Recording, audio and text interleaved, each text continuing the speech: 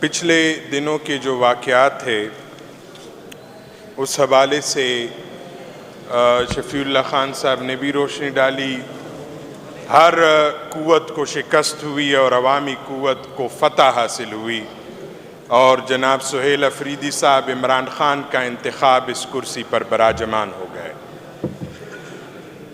اور میرے لیے بطور قبائلی بہت فخر کی بات ہے اور پورے قبائل جناب عمران خان صاحب کے مشکور ہے کہ انہوں نے تاریخ میں پہلی مرتبہ قبائلی عوام کے سر پر شفقت کا ہاتھ رکھا اور سہیل افریدی صاحب کا انتخاب کیا. ہم پورے قبائل جناب عمران خان صاحب کے مشکور ہے اور ان قوتوں سے قبائل انتہائی نالا ہوئے اس دوران کہ جب انہوں نے قبائلی وزیر اعلیٰ کی مخالفت میں یہاں پریس کانفرنسیں کی اور کہیں پر وفاقی حکومت عدالتوں کے چکر کاٹ رہی تھی، لیکن اللہ الحق ہے عمران خان کا وزیر اعلیٰ یہاں پر براجمان ہوا اور عوامی قوت جیت گئی تھی.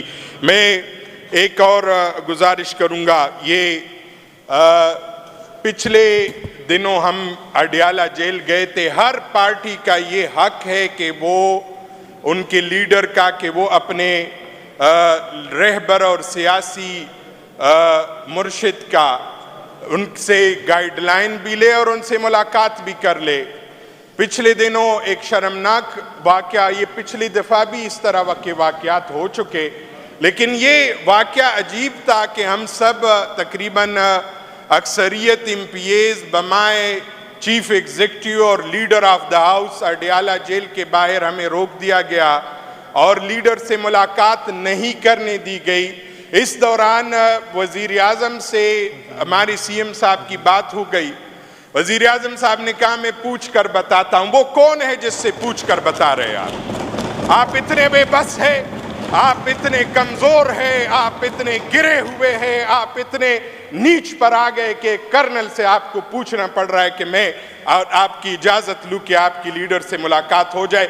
خود تو آپ کے لیڈر کا حال یہ تھا آپ لوگ ملاقات کرتے بھی تھے، اور اگر کسی جگہ آپ کو لگا کہ ملاقات نہیں ہو رہی تو بھی آپ کو پتا تھا چند دنوں بعد اس نے بھاگ جانا ہے اور لندن کے آکسفورڈ اسٹریٹ پر ملاقات ہو جاتی. لندن کے برگروں میں گندے برگر کھاتے ہوئے آپ کی ملاقات ہو جاتی تھی. کیا کئی کچھ دنوں بعد ان کے پلیٹلیٹس کم ہو جاتے تھے، بیمار بن کر باہر چلے جاتے تھے. لیکن میرا لیڈر اور رہبر 2 سال بہت ہوتے ہیں، کسی کے کردار کو جانچنے کے لیے 10 دن کافی ہوتے ہیں. میرے لیڈر پر الزام لگایا، وہ جو الزام تھا کہ نشئی ہے نعوذ باللہ، یہ 2 دن نہیں گزار سکتا.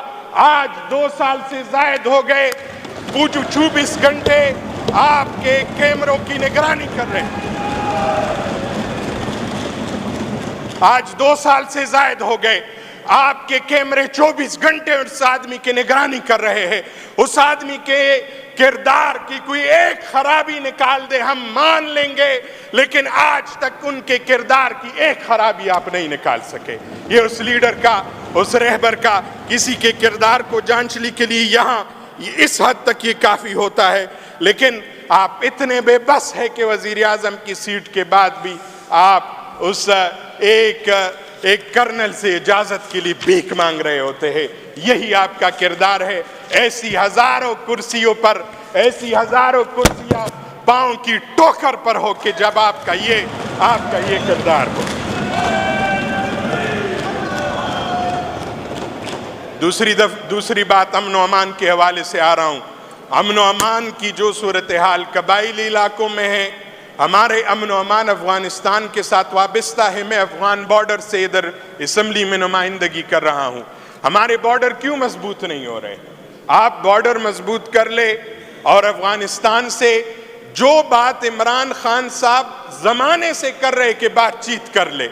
آج کئی دنوں کی جنگ کے بعد آپ اس نتیجے پر پہنچے کہ دوحہ میں ہمارے مذاکرات ہو رہے ہیں اور پھر استنبول میں اس کے بعد مذاکرات ہوں گے. اس بات پر اگر آپ بعد میں آنا تھا تو اس قائد اور رہبر کی بات پہلے مان لیتے اور مذاکرات کی میز پر بیٹھ جاتے. شاید اتنی جنگ نہ ہوتی، خونریزی نہ ہوتی، اور نہ یہ کسی کے مفاد میں ہے. عمران خان صاحب نے 2-3 واقعات کی طرف اشارہ کیا، اس حوالے سے بات ضروری سمجھتا ہوں۔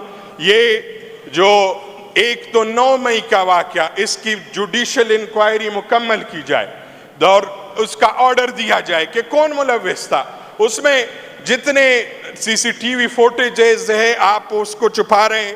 اس کے بعد 26 نومبر کا واقعہ ہوا، ان شہداء کو تسلیم کر لے اور قوم سے معافی مانگے، اور اس کے بعد آپ کا یہ ظلم بڑھتا رہا۔ ریسنٹ واقعہ تحریک لبیک پر ہوا، تحریک لبیک کا مارچ تھا فلسطین کے حوالے سے احتجاج کا۔ اگر آپ یہ کہہ رہے کہ وہ تو معاملہ ختم ہو چکا تھا اور اس کے بعد وہ نکلے، کل بھی اور آج بھی اسرائیل نے حملے کیے فلسطین پر، آپ کس منہ سے اس کو ڈیفینڈ کر رہے ہیں؟ اور اسرائیل کی کمال یہ ہے کہ اسرائیل کی دفاع میں ہمارے پاکستانی گورنمنٹ وفاقی سطح پر بول رہی ہے، اور اسرائیل کے پارلیمنٹ کو براہ راست دکھایا جا رہا ہے۔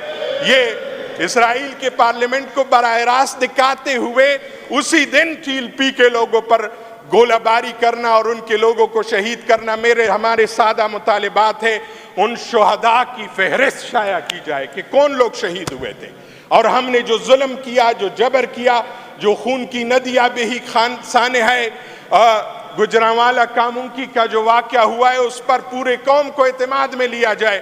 اس طرح نہیں ہوتا کہ 26 نومبر میں بھی آپ قتل عام کرے اور بعد میں ڈٹھائی سے خاموش رہے، اور پھر آپ اس پر جھوٹ بولتے رہے، اور اسی طرح یہ واقعہ بھی ہوا اور اس پر بھی آپ ڈٹھائی سے خاموش ہوتے رہے اور پھر جھوٹ بولتے رہے۔ اسی طرح قبائلی علاقوں میں جو خونریزی ہوتی رہی اس کو بھی کولیٹرل ڈیمیجز کا نام دے کر آپ مسلسل مجرمانہ خاموش ہوتے رہے۔ اس طرح یہ قوم کا اعتماد اس سے بحال نہیں ہوتا بلکہ حوصلے پست ہو جاتے ہیں۔ ہماری یہی گزارش ہے، اور میں ایک گزارش آخر میں جناب اسپیکر ایک گزارش کروں گا۔ ہم نے ایک قرارداد یہاں اسمبلی سے پاس کروائی تھی نعت پاک کے حوالے سے، اور الحمدللہ اس پر میں خراج عقیدت پیش کرتا ہوں۔ اس کا آغاز ہو چکا ہے، لیکن حدیث پاک بیان کی جاتی ہے، وہ بھی بہت بہتر ہے۔ سر آنکھوں پر حضور کا ذکر ہو تو یہ ہمارے لیے اعزاز بھی ہے، ہمارے سروں کے تاج بھی، یہی تخت و تاج سے بہتر حضور کا نام اور ذکر ہے۔ لیکن کبھی کبھار یہ بھی ہونا چاہیے کہ تلاوت کے بعد نعت پاک بھی باقاعدہ ہو۔ یہ کوئی میں شریعت سے باہر بات نہیں کر رہا، یہ صحابہ کا طریقہ ہے اور نعت سننا حضور علیہ السلام کی سنت ہے۔ یہی گزارش کرنا چاہ رہا تھا۔ بہت شکریہ جناب اسپیکر۔ بالکل قادری صاحب، نعت